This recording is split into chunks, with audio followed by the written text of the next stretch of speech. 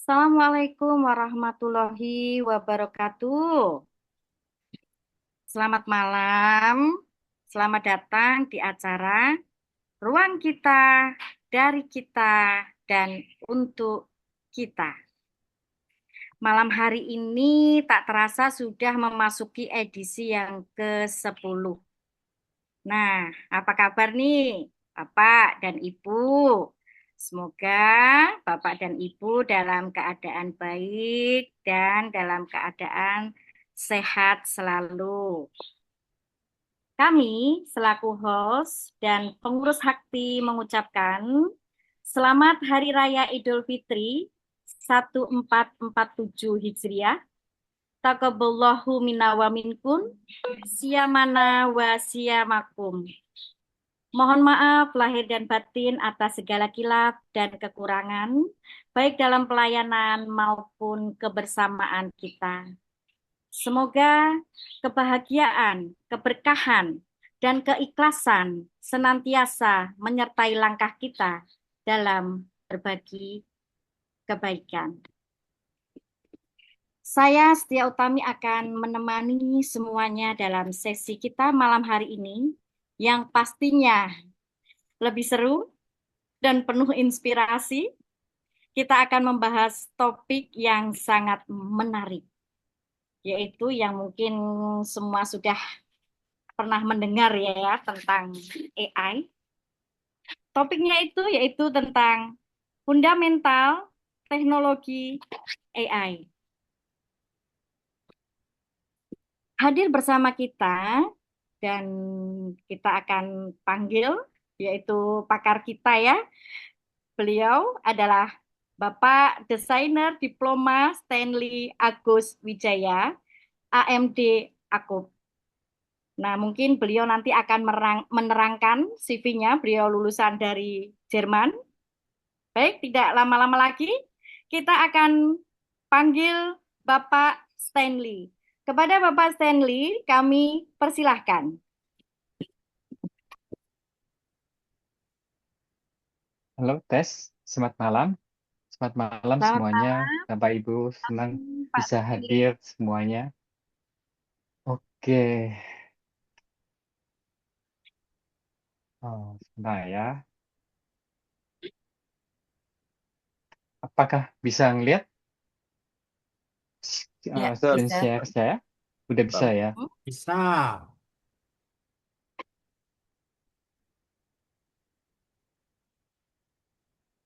Oke, sebelumnya saya mengucapkan terima kasih kepada Ibu Lilis Christine yang telah memberi kesempatan yang diberikan untuk berbagi tentang fundamental AI serta Ibu Yulinya Chandra yang telah membimbing kita di bidang akupuntur.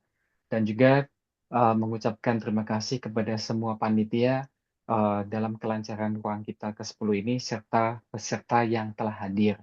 Sebelum acara dimulai, izinkan saya mohon maaf apabila terdapat tutur kata yang kurang berkenan. Perlu saya sampaikan bahwa seluruh materi yang saya bagikan hari ini merupakan hasil pemahaman dan sintesis keyakinan saya dari berbagai sumber pembelajaran. Nah, kenapa saya awalin dengan keyakinan saya?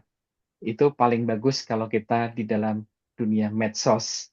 Saya belajar dari Panji.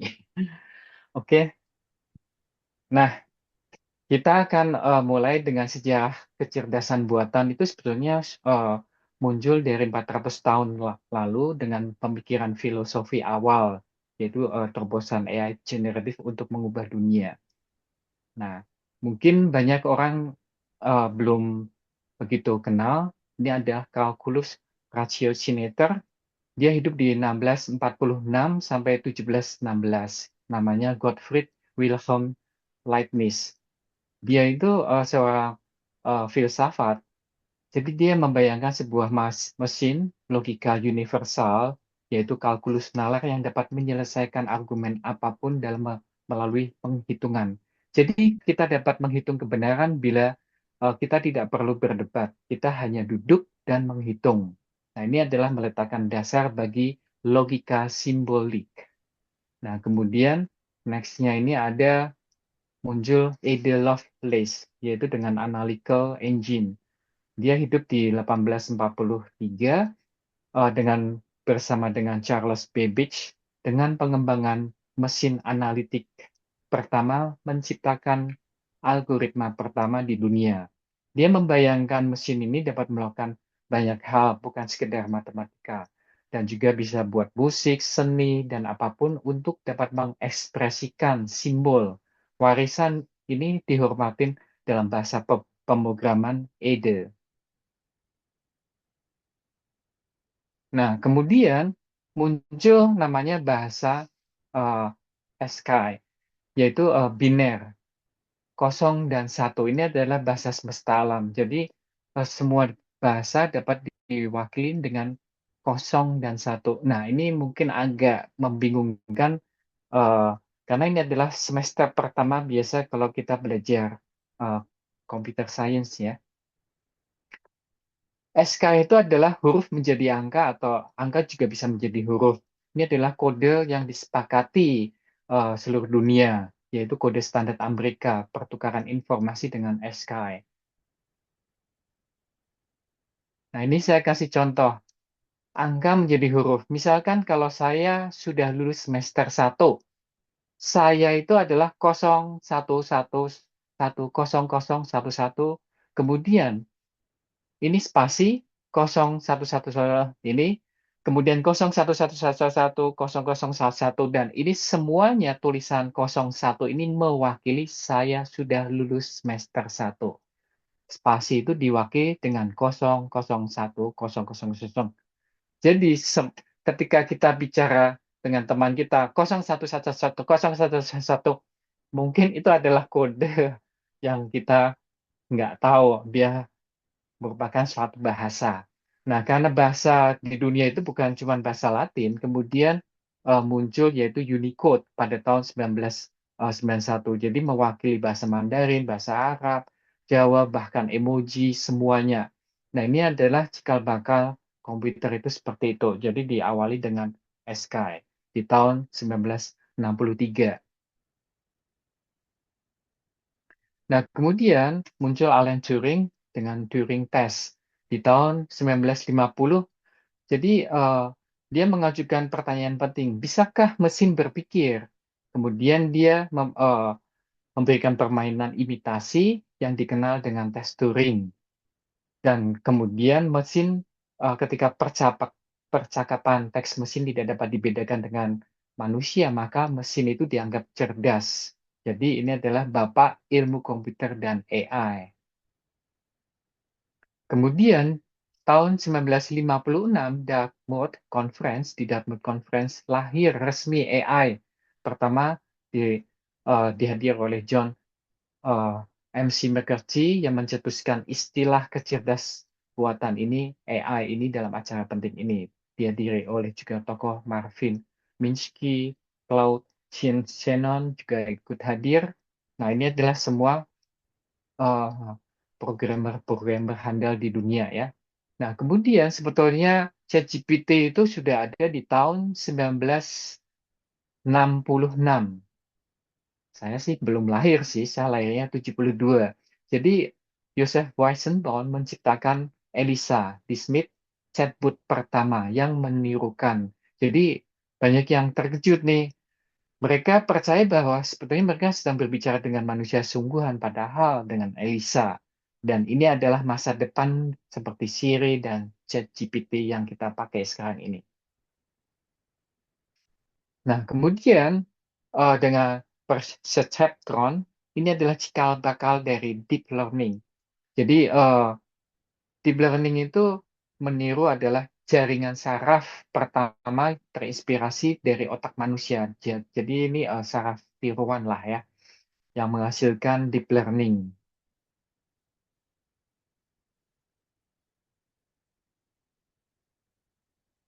Nah, kemudian AI winter. AI winter ini adalah suatu stagnan seperti darah kalau nggak mengalir dengan bagus karena ada otomatis ada masalah ya, penyakit.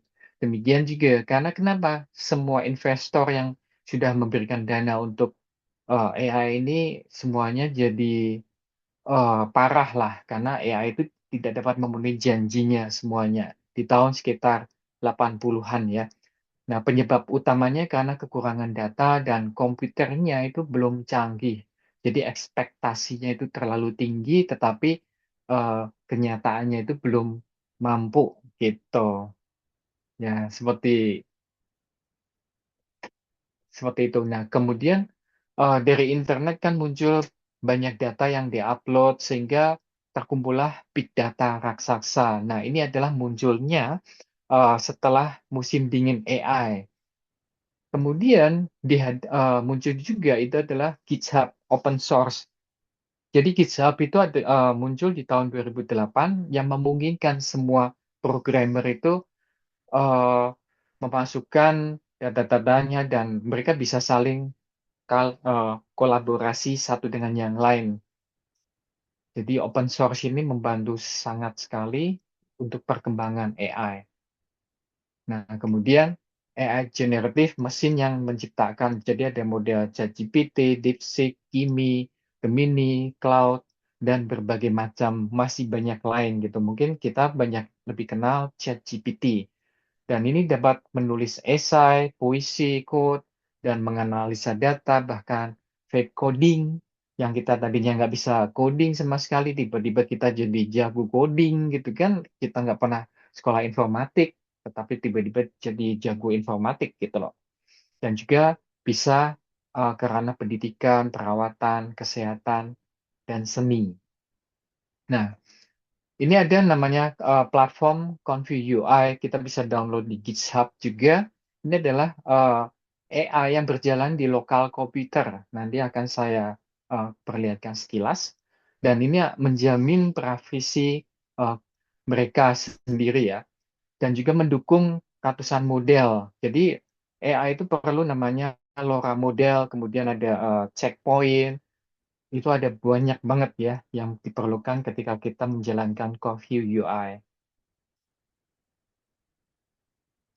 Nah, kemudian text to image, yaitu dari teks menjadi gambar, itu bisa dipakai pertama ya Stable Diffusion, DALL-E, dan Midjourney. Dan Midjourney ini cukup seni ya, karena banyak dipakai oleh seniman-seniman. Dan kemudian kita bisa ada desain grafis dengan text to image segala macam gitu kan. Sehingga kadangkala itu tentang hak cipta ini agak rancu karena kan AI itu mengambil sedikit dari sedikit ke sana ke sini ribuan atau jutaan miliaran data dikumpulkan menjadi satu gambar seperti itu konsepnya. Kemudian image to video. Jadi dari statis ke dinamis. Nah, proses ini kita memasukkan gambar, kemudian di AI akan mencerna dengan teks prompt kita sehingga menghasilkan video MP4. Nah, biasanya dipakai buat advertising, kemudian konten, media sosial, movie, film, dan sebagainya. Nah, ini adalah agent engineering. Jadi kan kita udah membahas yang tadi kita kan manual memakai, tetapi kalau agentic engineering ini dia membuat asisten pintar. Misalkan kalau kita itu males tulis WA ketika ada WA dari pasien, dia akan menjawab otomatis sesuai dengan data yang kita kasih. Dan biasanya bisa dipakai toolsnya itu LangChain atau AutoGPT. Ini ada banyak banget. Dan ini juga bisa menghasilkan outputnya itu gambar, video. Jadi misalkan kalau kita malas upload di sosial media, nanti AI semuanya yang akan mengerjakan setiap hari upload video. Itu luar biasa menurut saya ya. Gitu. Jadi kan tiba-tiba ada gambar, ada video di Instagram kita sesuai dengan konsep masing-masing ya. Sehingga kita tuh nggak perlu setiap hari memikirkan ide apa, segala macam, semua dijalankan oleh AI. Nah, ini salah satu AI di masa depan 2025 sampai 35 ya.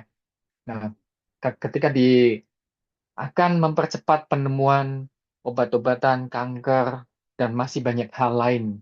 Nah, itu yang saya dengar-dengar ada satu pengobatan yang dapat mengubah genetik, misalkan penyakit bawaan, alergi atau apa, bisa disembuhkan juga. Cuman saya agak lupa namanya. Dan juga dapat mengoptimasikan jaringan energi, perubahan iklim, dan banyak hal. Kemudian eh, dapat juga kecerdasan umum. Ini mungkin akan juga masuk ke robot ya. Seperti Elon Musk kan bikin juga chip untuk otak manusia. Nah, pertanyaan gimana kita itu bisa eh, kolaborasi dengan AI supaya saling menguntungkan buat kita, apalagi kita sebagai akupuntur gitu. Jangan sampai kita hanya dapat melihat AI, tetapi kita tidak bisa menggunakannya. Nah, itu kira-kira seperti itu. Oke, nah ini saya akan memperlihatkan sedikit.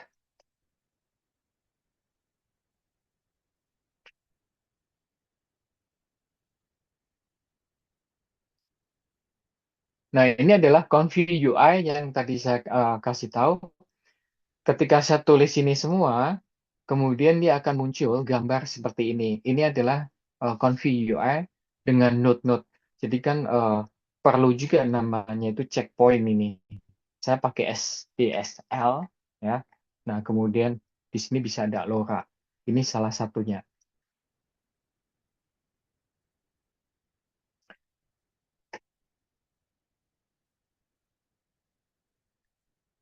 Nah, saya ingin kasih tahu sebentar ya.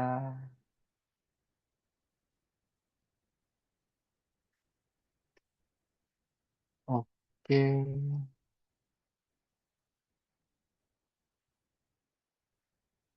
tapi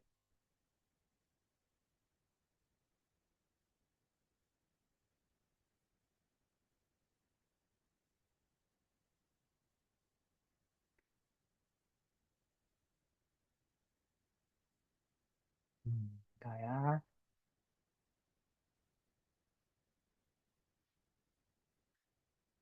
Nah, mungkin banyak kalian yang nggak begitu familiar menggunakan ini adalah salah satu AI, Claude, dan dia itu bisa programming.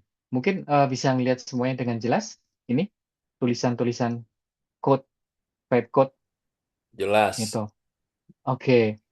Nah, saya nggak bisa programming, tiba-tiba AI bisa menyelesaikan programming ini, kemudian kita bisa masukkan ke dalam apa yang kita mau. Misalkan kita juga bisa bikin, ini salah satu bikinan saya, ini adalah apa website, jadi kita bisa pakai gratis tanpa ibaratnya kita harus punya ini ya. Nah, kemudian sebentar ya. Jadi sebetulnya itu banyak banget. Nah, kita juga bisa pakai Suno AI. Ini salah satu saya sering juga buat intro ketika ada baksos atau apa misalkan seperti ini. Ini adalah hasil lagu ciptaan AI.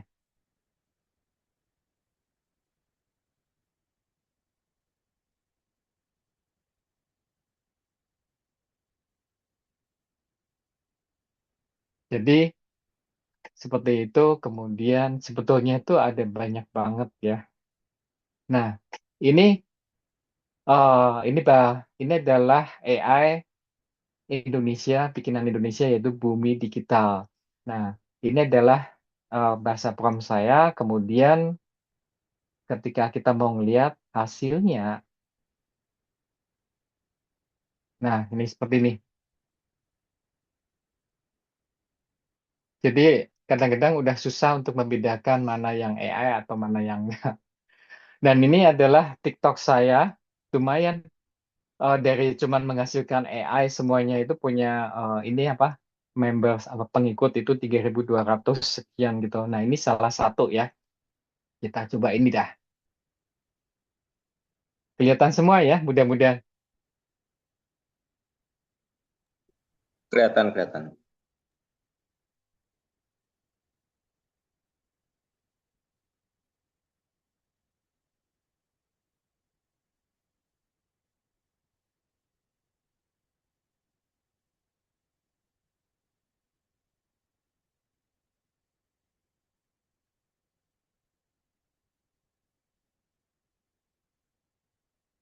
Nah, jadi kita bisa bikin advertising atau segala macam dengan AI ya.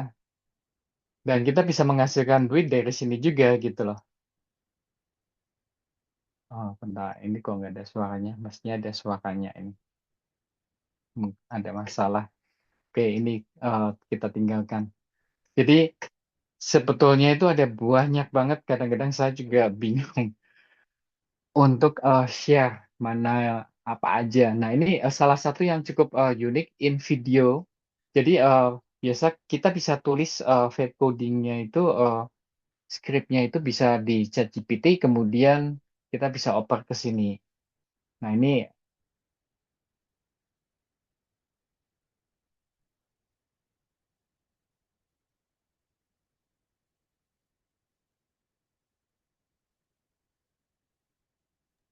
Suaranya nggak ada ya ini ya. oh nggak ada ya. Di sini sih ada sih. Nggak keluar Waktu suaranya. waktu share-nya nggak ada share suara. Oh, Itu oke. share ulang. Oke. Di YouTube-nya share ulang pakai suara. Aha, bentar. Nah, kalau share video kan udah sama semuanya dong. Ya kurang lebih seperti itulah ya. Jadi kita bisa coding itu semua. Nah, ini yang agak mengherankan bagi saya. Ini sebentar ya.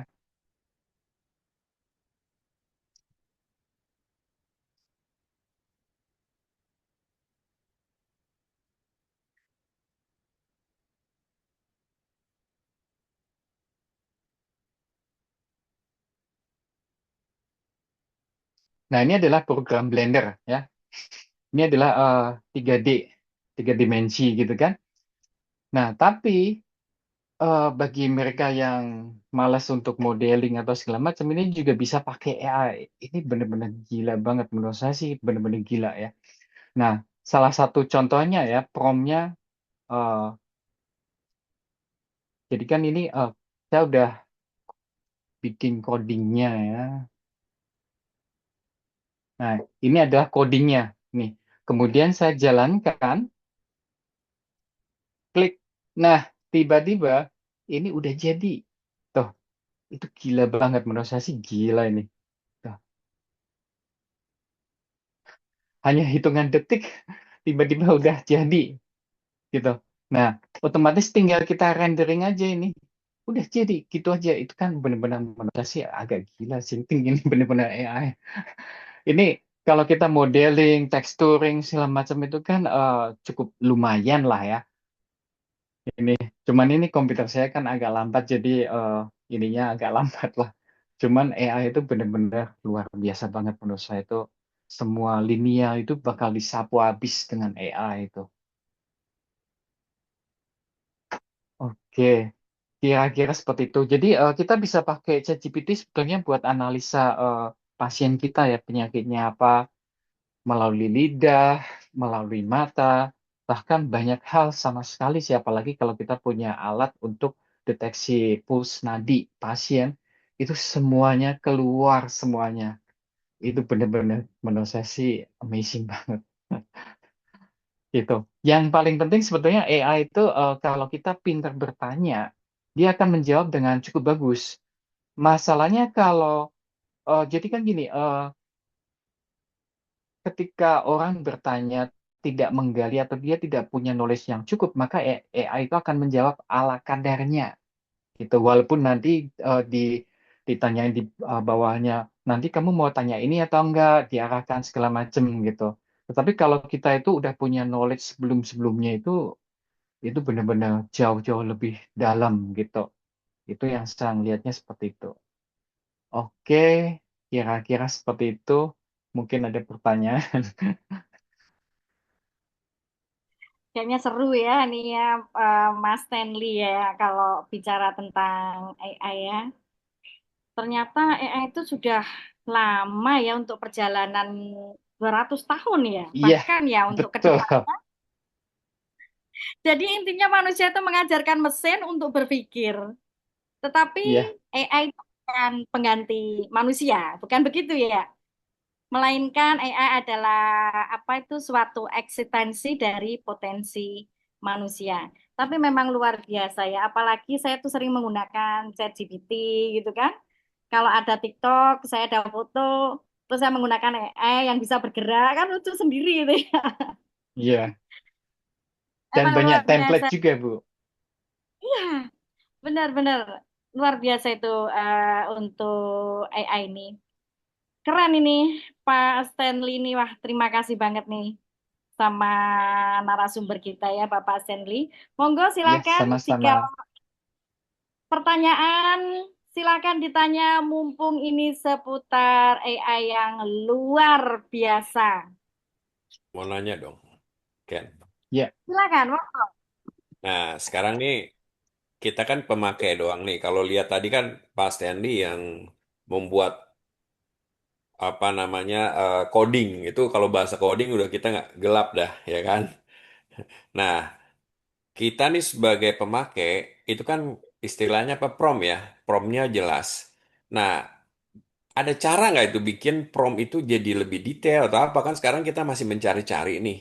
Apa ada pola atau apa yang membuat si AI ini akan lebih memahami dari yang kita mau gitu. Nah, itu ada frame yang jelasnya nggak, ada kerangkanya nggak gitu yang bisa Pak Stanley mungkin bisa bagi sharing gitu. Kalau coding udahlah kita bingung lah ngeliat ya tadi ya. Tapi tapi keren banget emang nih. Nah, jadi pemakai lah kalau kita pemakai gitu yang bisa fasilitas yang ada gitu. oke. Oke, Ali. Misalkan mungkin pertanyaannya harus spesifik juga ya. Misalkan gini, kalau kita ingin tahu tentang, kita bicara soal pasien aja ya. Jadi ketika kita kasih data semua pasien, apa aja penyakitnya, keluhannya, utama, dan sebagainya, maka AI itu bisa menjawab lebih spesifik. Nah, saya pernah melakukan itu terhadap pasien, itu saya foto matanya, tapi saya hitamin beberapa yang penting ya, supaya itu kan jangan sampai terekam di AI juga. Jadi kan bola matanya kita harus hitamkan sebelum kita upload gitu kan. Nah, AI itu menjawab dengan cukup bagus detailnya penyakitnya melalui bola mata. Apalagi kalau kita foto dengan lidah. Dan ketika kita foto lidah, gunakan itu bleach supaya detailnya itu lebih kelihatan, dan kita harus menulis juga ini menggunakan bleach gitu, sehingga AI itu mengenali, oh ini eh, nggak terlalu merah karena ada bleachnya, seperti itu. Jadi dia punya ada perkiraan AI gitu. Tapi kalau kita nggak memberikan spesifikasi yang sangat-sangat detail, AI itu agak mengambang juga gitu. Dan setiap AI atau chatbot itu mempunyai kualitas masing-masing beda-beda gitu. Jadi kan agak eh, tergantung kita semua. Kalau saya sih menggunakan chatbot semua ya. ChatGPT, Gemini, Kimi, DeepSeek, ya pokoknya semuanya gitu. Jadi kan kita bisa mendiagnosa itu ketika chatbot tiga chatbot itu mengatakan hal yang sama dengan diagnosa yang sama, otomatis kan anggap aja itu ya udah hampir 99% penyakit pasien seperti itu gitu. Bahkan AI itu mengenalin cara saya menggunakan titik, karena saya kan udah training AI tersebut supaya nanti tolong gini-gini, misalkan seperti Master Tung gitu, Futan atau Scapcu gitu kan, ya kita masukin semua ini buat AI gitu, sehingga AI akan menjawab sesuai dengan kebutuhan atau knowledge yang kita miliki, misalkan titik-titik itu yang kita udah pelajari. Ini sih bener-bener amazing banget buat saya sih gitu. Mungkin Bapak Ibu harus benar-benar coba. Ini saran saya aja. Thank you Pak Stanley. Iya, sama-sama Pak Ken. Keren, keren. Monggo dilanjut yang ingin bertanya tentang AI ini mumpung ada pakarnya ini yaitu Oh, Bapak Stan. enggak juga lah Bu. Bukan pakar, masih jauh banget. Tapi keren Cuman loh mungkin Bapak. mungkin Bapak lebih Stan. dulu belajar. Pak, dari Jerman ya Pak lulusannya ya untuk apa itu Iya, namanya? ya Ah, kebetulan itu saya saya itu di lulusan Jerman. Karena di ah, Indonesia kan nggak mampu ah, sekolah, Bu. Nggak ada duit. Makanya lari ke Jerman. Kan kira di sekolahnya. oh gitu. Jadi di Jerman loh malah banyak duitnya di Jerman toh Pak. Jadi kalau di Jerman itu kan kita bisa kuliah gratis sebetulnya. Oh Dan gitu. juga ada beberapa beasiswa gitu kan. Seperti AAD Mm, dari pemerintah Jerman atau waktu itu kan dari Habibie itu mengeluarkan juga biaya untuk studi di mm, Jerman gitu. Jadi mm, itu mm, mm, gratis.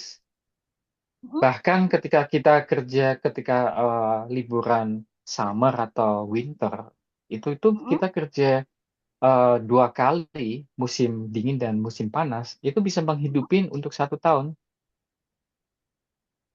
Yang Ah, di sana itu ya. paham nggak ya? Ya, misalkan gini, saya kan biasa musim panas kerja itu 1 bulan, musim dingin Oh, ya juga sekitar segitulah ya. Itu kita kerja 2 bulan itu bisa kita menghidupin untuk 1 tahun. Kalau di Indonesia bisa nggak ya? Kerja dua bulan bisa menghidupin untuk 1 tahun. kayaknya belum. Ya mungkin sudah tajir miskin kali ya. Bener loh kata ini AI ini. Monggo yang ingin bertanya silahkan bertanya. Berarti AI generatif itu. Saya Oh dulu, iya, monggo silakan. Ada yang ingin bertanya? ya, saya mau tanya ke Pak Stanley. Pak Stanley, kan saya Ya, pernah coba prompting dengan apa prompt yang sama. Saya coba di Gemini, di suaranya sebenarnya putus-putus, Pak. bisa beda-beda ya. Iya, Oh, sinyalnya suara. yang beda. Tahu? Udah jelas? Ya, Udah jelas? Ah, bisa diulang udah jelas? pertanyaannya, Pak? Ah, aku tuh pernah prompting ya dengan prompt yang sama, ya. Dengan prompt yang sama di Gemini, di GPT Pro, DeepSeek, dan lainnya.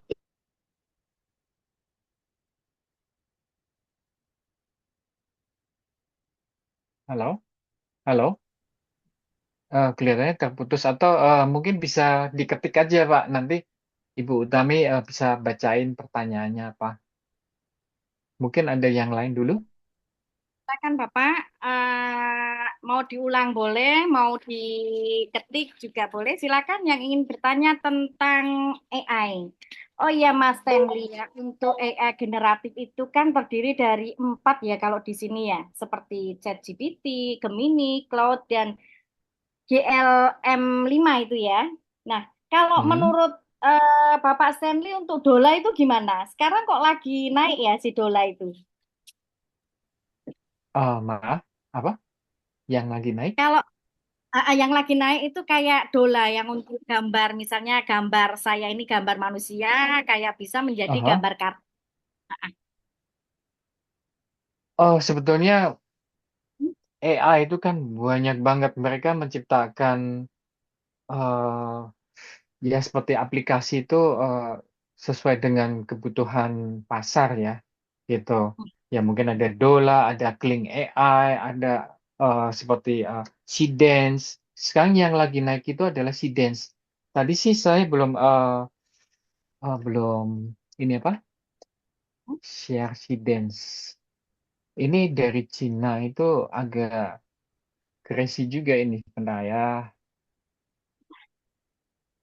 Benar-benar Seedance.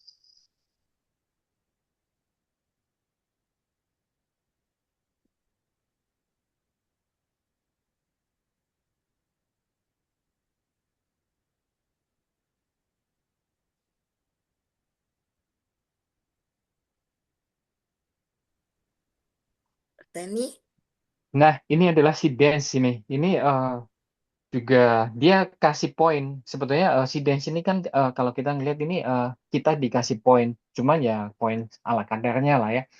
Cuman menurut saya itu kualitasnya itu cukup bagus lah. Keren Nah, ya. ini adalah hasil. hasil prompting ya. Tuh, benar-benar kelihatan nyata. Ini cuman gambar aja ya, seperti itu. Gambar aja Jadi seperti nyata. ya betul. Nah, ini kan kelihatan hampir nyata juga ini. Ya iseng-iseng aja sih. Jadi kan masing-masing aplikasi dia itu punya kelebihan dan kekurangan masing-masing sebetulnya kalau saya ngelihat ya.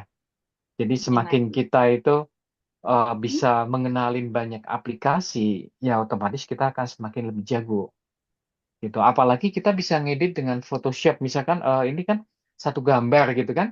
Kemudian oh ini ngaco banget ini foto kok Jarum ada di sini. Langsung kita hilangkan entah itu dengan Photoshop atau AI juga atau pakai Gemini atau segala macam bisa gitu. Sehingga kan lebih presisi, semakin lama lebih presisi. Photoshop pun dia udah ada AI-nya gitu. Nah, dengan Ya. gambar ini lalu kita masukkan ke One Video atau Hmm. Sora, itu ada banyak banget lah ya. Saya nggak bisa sebutin satu-satu. Kemudian di prompting langsung bisa bikin jalan kemudian gitu. Kita juga bisa memainkan kamera, angle, eh, tilt atau apapun gitu. Ya luar biasa. Luar biasa. Baik, Bapak Stanley, ini ada Ibu Lilis yang ingin bertanya. Silakan pada Ibu Lilis untuk bertanya kepada Bapak Stanley. Monggo. Ya, malam Stanley. Ya, Eh, selamat malam Bu. saya mau tanya, kan tadi dari penjelasannya bahwa sebenarnya asal muasal daripada si AI itu kan dari big data, ya kan? Big data Ya, di mana semua pakar-pakar itu memasukkan data di cloud ya, di internet, kemudian itu dikumpulkan menjadi satu sentralisasi kan gitu ya. Nah, yang menjadi pertanyaan saya adalah gini, misal ya, misalnya kita pakai si ChatGPT gitu. Eh, Kenapa dengan prompt yang sama itu bisa menghasilkan jawaban yang berbeda? Dan kadang kita merasa kalau benar-benar kita cocokin jawabannya, kadang dia benar, kadang dia salah. Apakah eh, pemilihan dari jawaban si ChatGPT tersebut tuh sangat random atau bagaimana walaupun kita promptnya tuh sudah cukup detail gitu ya itu maksudnya logikanya dia mengambil ya, ya, ininya ya. bagaimana gitu loh itu Oke, thank you. oke. Jadi kan keilmuan di dunia ini variasi, ada banyak perdebatan gitu kan, apalagi masalah agama gitu kan, itu kan banyak banget ya.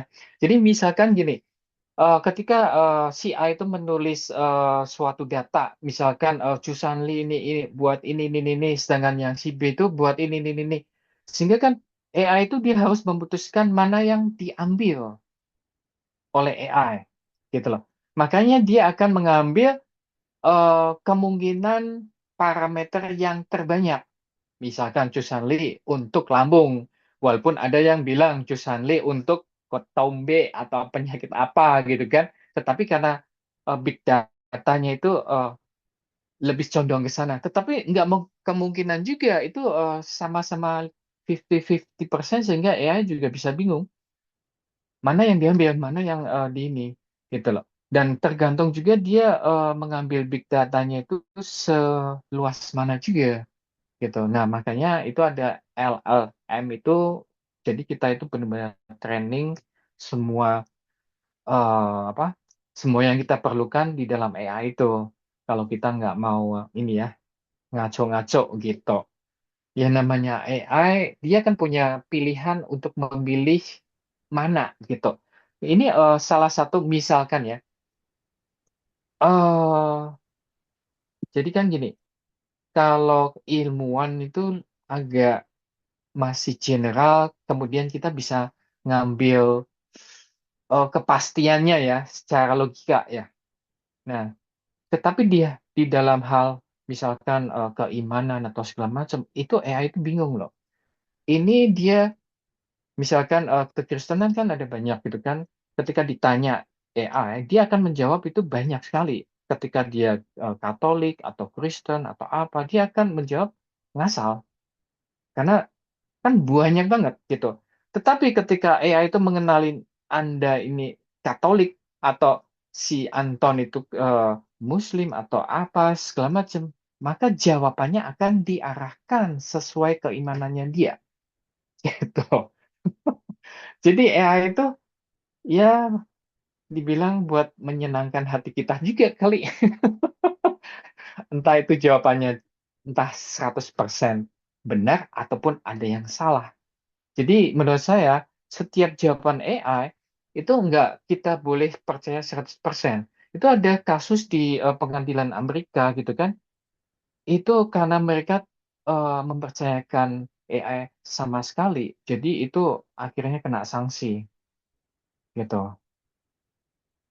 Jadi ya kita tetap aja keputusan itu di tangan kita, jangan cuman percaya AI. Makanya saya cuman menyarankan gunakanlah ChatGPT, maaf, gunakanlah itu chat bermacam-macam, jangan cuman satu aja.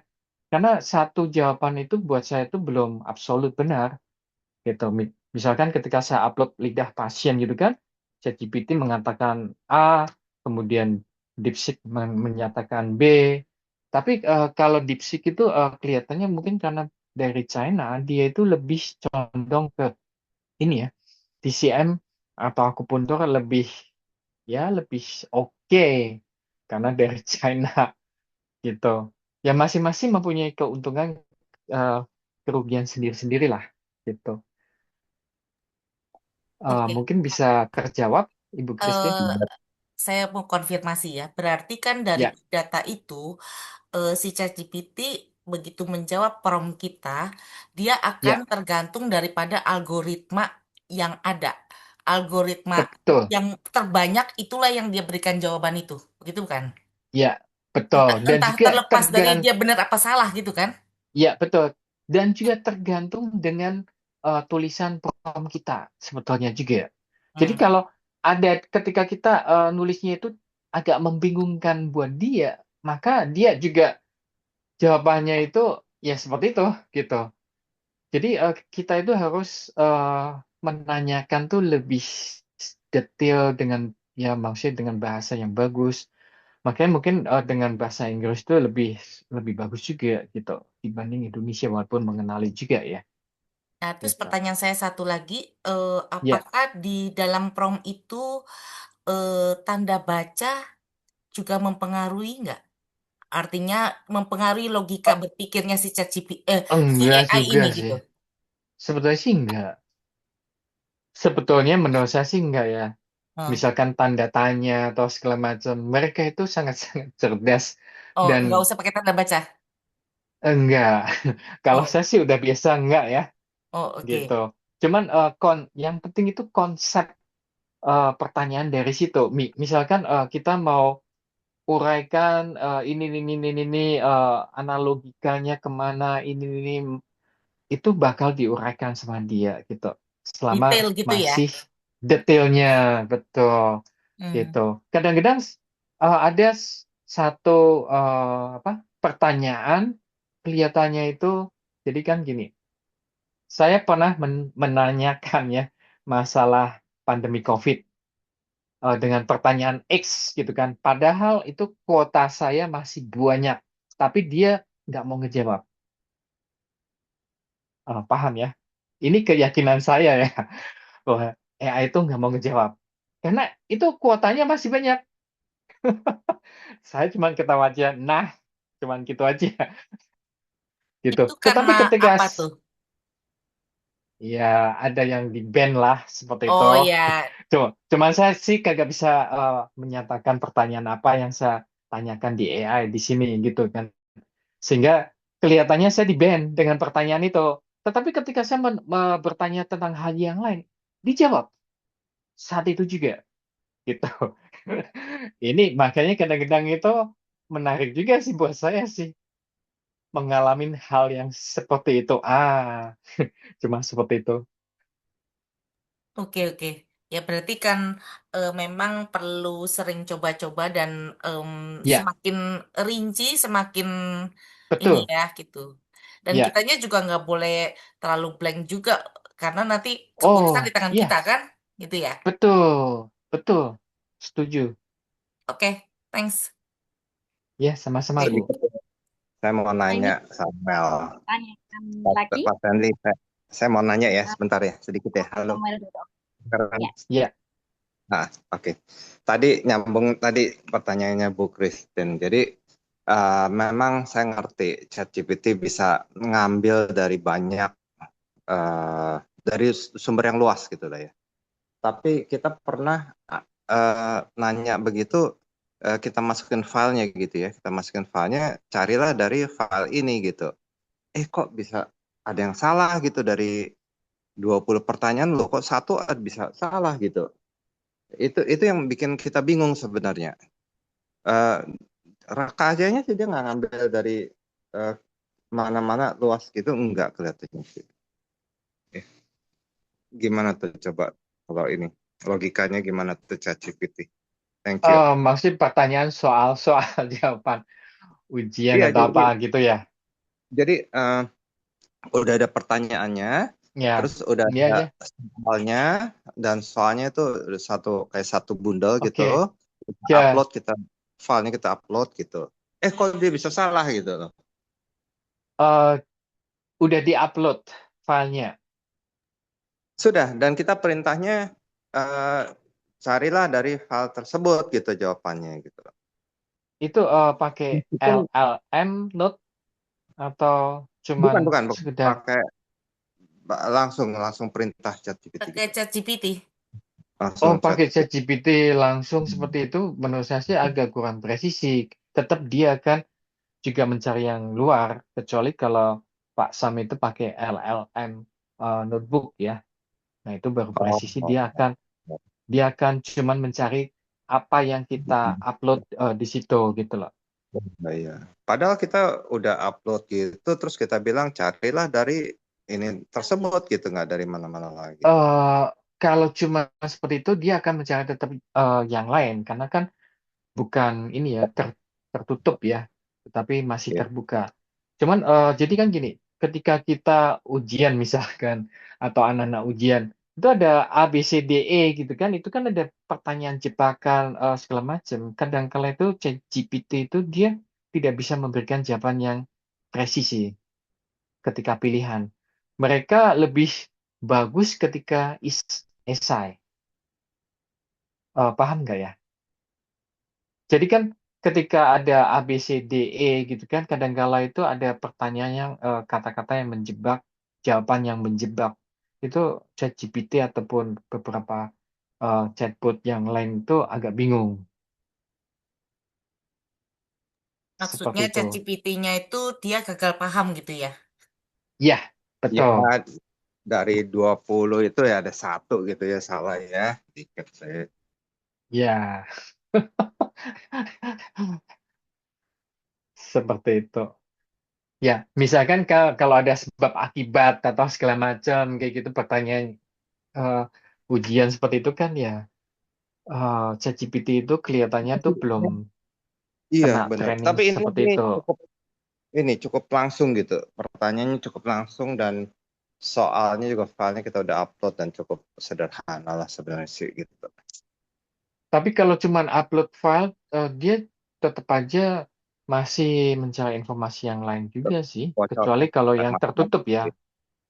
Ya, kecuali Tertutup. kalau Pak Sam. Ya itu pakai LLM notebook. Oh, oke, oke, oke, oke. Stanley, Ya, ini menyambung pertanyaannya tadi Pak Sam ya. Jadi ya. itu padahal udah dibikin satu project gitu ya. Project Mhm, misalnya akupuntur misalnya gitu ya. Nah, mhm. di dalam project project atau folder kan ya istilahnya ya. Ya, Itu akupuntur dan itu di dalam folder tersebut itu udah kita upload kita punya dokumen gitu ya, PDF. PDF. Nah, terus kita bertanyalah di situ gitu. Tapi tetap aja tuh bisa gagal paham itu gitu. Berarti kan dia tidak tertutup ya artinya ya. Iya, enggak. Nah, itu. Makanya kalau mau tertutup ya pakai LLM notebook. Itu tertutup. Oke, thanks. Iya, Pak sama-sama, Bu. Stanley, ini ada Ya, pertanyaan tadi dari Pak Luki yang kata sinyalnya drop katanya Indosat, Indosatnya ya, ya. siap. Indosat aja ya, kata beliau begitu. pernah prompt dengan prod ya, yang sama di Gemini, ChatGPT, Cloud, dan DeepSeek, kok hasilnya bisa beda-beda ya? Kenapa ya? Dan bagaimana cara mengatasinya? Jadi mereka pernah itu tapi beda-beda semua gitu loh hasilnya. Mohon dijawab Pak Eh, Stanley. Sebetulnya kalau beda-beda itu bedanya itu karena setiap pertanyaan itu kan tergantung juga agak agak susah ngomong juga ya. Jadi kan Mhm, misalkan gini, karena data yang diberikan itu menurut saya agak kurang, sehingga mhm, masing-masing itu mereka bingung. Karena saya pernah menguji juga itu data saya itu lengkap gitu kan untuk diagnosa pasien.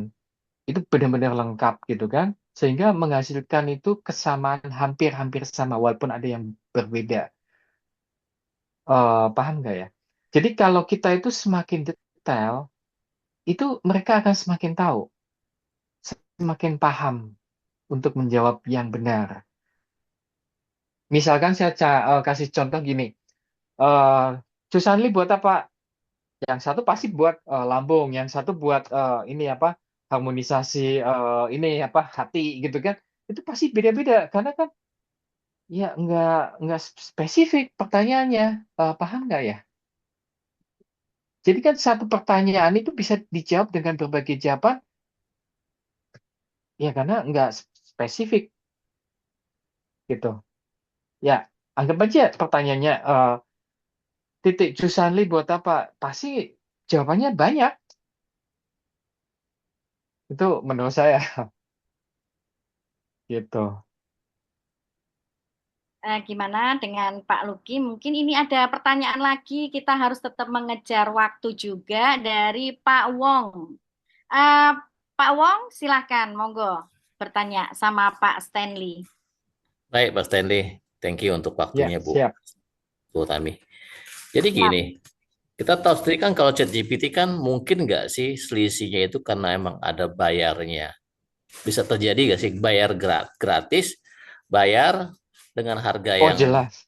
pro apa segala macam. Ya, Mungkin nggak itu permasalahan pertama. Ya kan. Yang kedua adalah ya, yang isu yang sedang pernah kita nonton mungkin video Deddy Komusir ya dia bilang kan bahwa hari ini kalau kita menghidupkan ChatGPT dia merekam kita, dia melihat kita langsung. Arti konteks itu ya begitu kita download di handphone kita itu video kita langsung terekam nggak apa yang kita kerjakan di hari-hari atau pada saat kita menghidupkan kondisi percakapan dengan dia baru baru nyala video kita ya kan. Nah, yang ketiga, kalau emang ada waktunya, bisa nggak sih Anda berikan sebuah contoh mungkin penggunaan chat GPT atau apa AI untuk kasus-kasus dalam TSN kita mungkin lah, mungkin sehingga teman-teman juga bisa belajar juga. Contoh aja gitu loh. Tiga pertanyaan gitu. Thank you. oke. Satu kan memang bayar itu pasti ada nilai lebihnya. Itu udah benar, eh, Pak Willy. Nah, kemudian yang kedua, eh masing-masing AI itu dia punya kelebihan masing-masing sih ya. eh Agak-agak susah menjawabnya juga. Jadi kan memang nggak kita tuh harus banyak belajar dan membandingkan masing-masing chatbot sih menurut saya. Dan saya tuh belum pakar-pakar banget sebetulnya, cuman baru apa lebih dahulu apa belajar gitu. Nah, kalau saya sih lebih sarankan untuk profesi kita itu pakainya LLM notebook karena dia akan jauh lebih presisi dibanding yang lain sih menurut saya gitu. Karena untuk diagnosa atau segala macam dan itu pun ada limitnya juga. Jadi ketika kita memberikan PDF, kemudian mungkin ada siaran YouTube yang dimasukkan ke dalam sana, ya itu sih ada limitnya juga gitu. Jadi kan sebetulnya peranan penting itu sebenarnya ya duit sih menurut saya. Makanya saya bilang AI itu bukan gratisan gitu loh. Banyak oh ada gratisan gini-gini dipakai aja gini-gini. Ya ketika ibaratnya kalau kita beli nasi dengan harga 5.000 gitu kan dengan 50.000 pasti kan beda rasanya, nggak mungkin sama, apalagi gratisan. MBG gratisan kan pasti beda, betul kan Benar-benar. ya Bu ya, Bu Tami, Setuju, setuju. gitu. Jadi barangkali ChatGPT yang gratis dengan yang 75.000 dengan yang 300.000 itu beda gitu Oh ya. beda, Beda ya. sangat beda, gitu. Makanya Sultan kita tuh punya nggak salah. mungkin yang, ya itu beda pasti, beda, Stanley, gitu. itu bedanya dari ketepatan menjawabnya juga sama kedetailannya juga ya berarti ya. Iya, semuanya, Ya pasti, ujung-ujungnya duit lah ya. semuanya. Ujung-ujungnya duit, Pasti lah ya. ya, gitu. Nah, kalau yang Makanya, 300.000 itu bisa di-share berapa orang ya biasanya gitu ya? Bisa di-share gak sih sebenarnya akunnya? oh saya sih nggak pernah share ya. Ibaratnya, saya pakai sendiri sih ya. Cuman, saya sih belum tahu. Kan ada yang beli di mana, kayak Shopee atau segala macam dengan harga yang murah segala macam. Kalau saya sih, jadi kan gini, menurut saya ya, kalau saya ada project, saya beli 1 bulan, habis project selesai ya udah, gitu. Ini sih menurut saya yang paling optimal, gitu. Harga, ibaratnya kalau kita ada project, otomatis kan ya kita harus berani keluarin duit juga, gitu. Iya Mensria dong, ya. untuk menghasilkan. Ya, gitu. Mensria ya. Menurut Iya. saya ya. Iya, iya, iya. Terus Cara ada AI lagi itu itu Stan, yang itu yang apa yang kata dari Corbusier itu kalau kita bilang dia itu merekam kita ke CBT itu dia bilang gitu tuh. Itu pada saat kita setelah download dia itu ya dia udah bisa baca kamera kita atau pada saat kita menghidupkan kondisi voicemail atau video dengan dia percakapan dengan dia kan ada dua kondisi ketik Oh, atau percakapan tuh. ya sebetulnya itu, jadi kan gini ya, sebetulnya kita itu telanjang, Pak Willy. Ini keyakinan saya ya. Karena kan apapun yang ada di isi HP sebetulnya itu bisa, bisa sih. Menurut saya, Iya, ya betul, sekarang kan, betul, betul. logikanya gini loh, yang menciptakan HP itu pasti bisa ngelihat semua HP kita. Benar. Nah, ini ini pengalaman waktu saya. tinggal Pengalaman 3 saya menit nih. ya.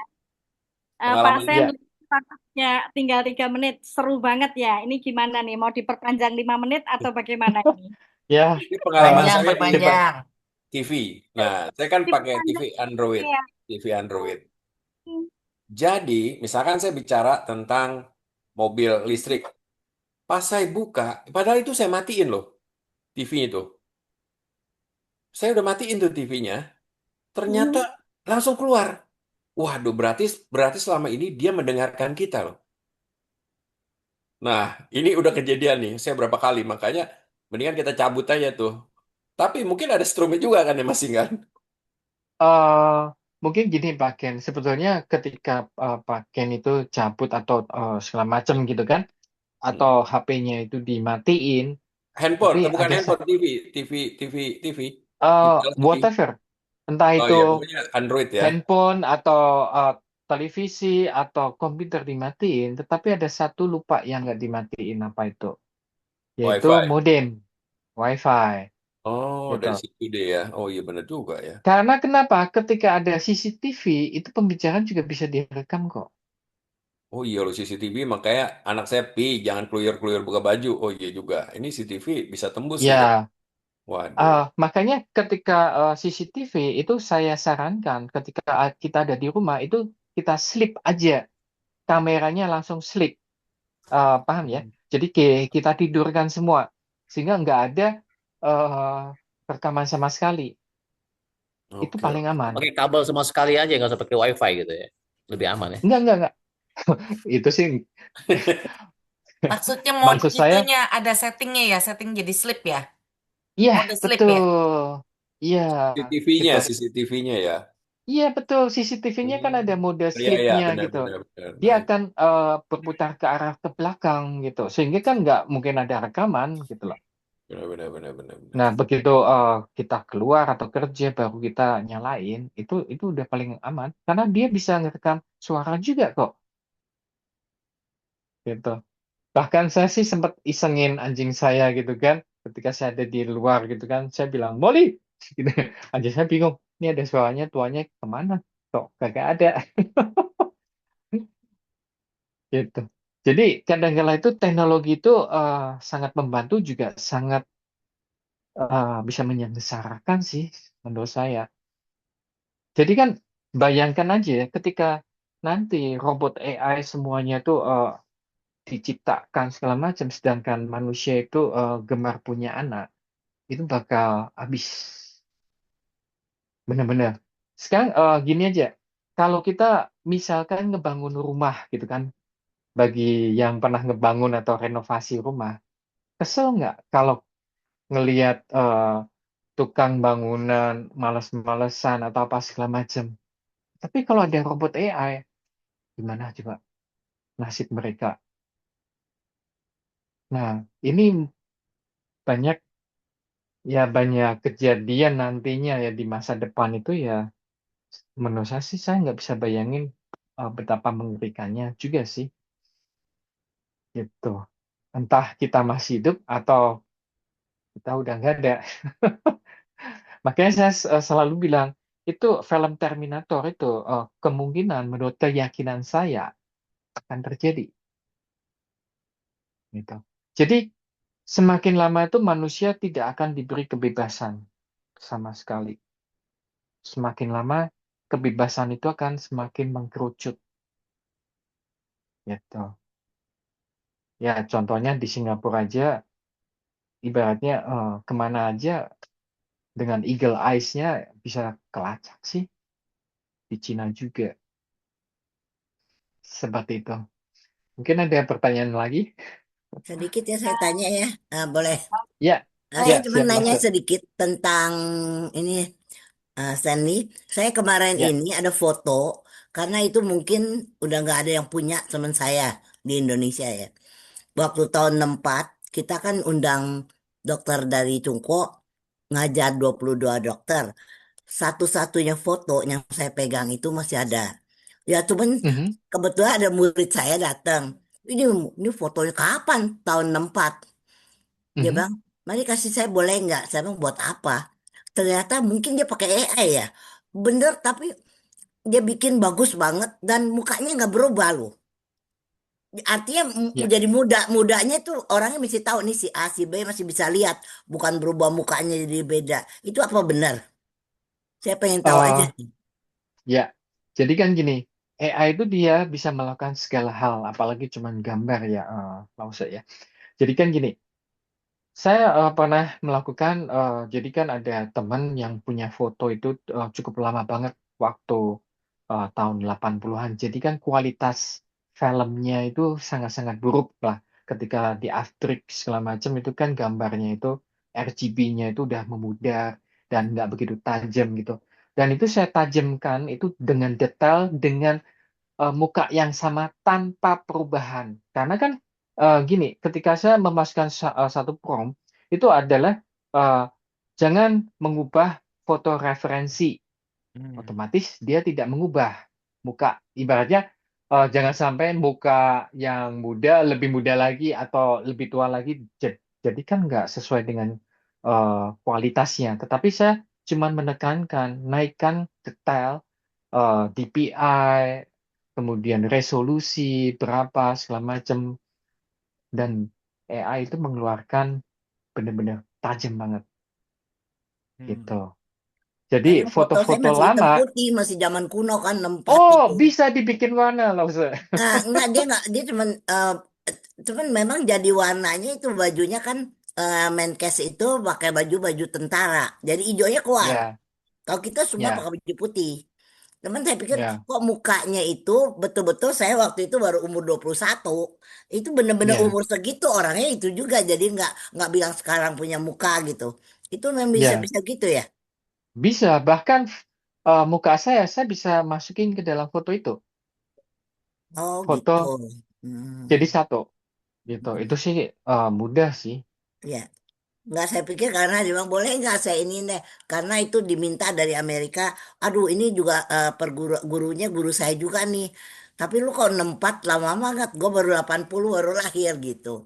Jadi saya pikir biar kelihatan benar, saya kirim, saya minta dia perbaiki bagus ya, saya mau kirim juga. Karena dokter-dokternya mungkin dari 22 itu mungkin tinggal ada 5-6 orang, yang lain udah nggak ada kali ya. Gitu. Kan Oke. profesor semua ya. Ya, terima kasih. Ya, sama-sama.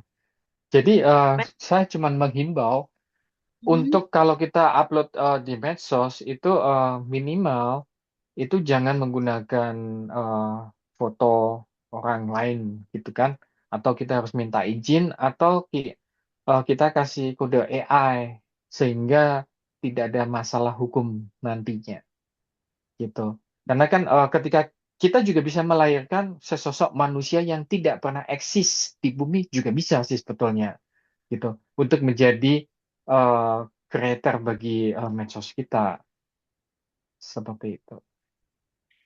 Baik, karena waktunya sudah ini seru banget ya, Pak Stanley ya. Waktu sampai Iya, sudah makasih. kelebihan 5 menit ya.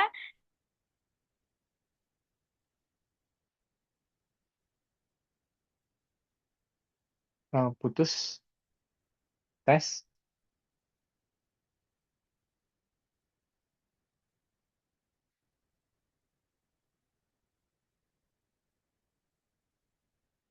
Halo? Sampai tak terasinya, serta untuk membawa wawasan dan semangat positif bagi kita semua. Sebelum acara ditutup, mari kita foto bersama.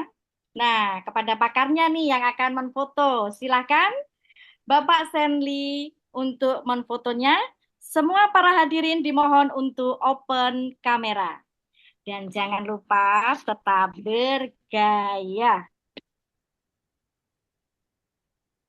1, 2, 3.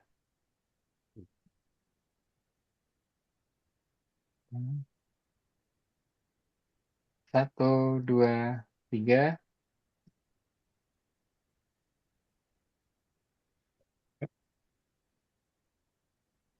1, 2, 3. Hmm. Oke. Oke, Terima kasih, Pak Stan. Mas Stanley. Terima kasih Oke, Ya, belum. terima Stan. kasih Ada semuanya. Thank you. Terima kasih Ya, Pak makasih semua. Stanley. Yes, sama-sama Bu. Terima kasih juga telah hadir. datang, yaitu tentang praktek akupuntur apakah perlu marketing untuk sesi ke-11. Selamat malam dan wassalamualaikum warahmatullahi wabarakatuh. Waalaikumsalam warahmatullahi wabarakatuh.